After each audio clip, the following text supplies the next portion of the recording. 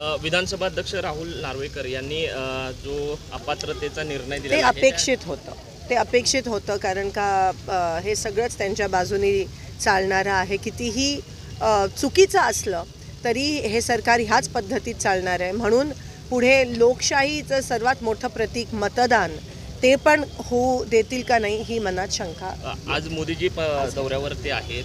कशा पद्धतीने बघता? नाशिकला दौऱ्यावरती आहेत. काही दिवसात ते सोलापूरला सुद्धा दौऱ्यावरती येणार आहेत. निवडणुकीच्या पार्श्वभूमीवर ज्या पद्धतीने त्यांचे जे दौरे वाढले आहेत त्याकडे कशा पद्धतीने बघतात? निवडणुकीच्या पार्श्वभूमीवरच वाढतात, पण जेव्हा लोकांना गरज असते तेव्हा त्यांचे दौरे वाढत नाहीत. ही शोकांतिका आहे आणि हे लोकांना कळून चुकायला पाहिजे.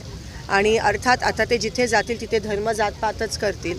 तुम्ही बघितलं काल चारी शंकराचार्यांनी ते म्हणाले की हिंदू धर्मामध्ये कोणत्याही वास्तूची प्राणप्रतिष्ठा झाल्याआधी तुम्ही बांधकाम झाल्यापूर्वी तुम्ही प्राणप्रतिष्ठा करू शकत नाही.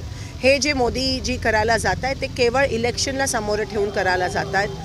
हा अपशगुन ठरणार आहे त्यांच्यासाठी.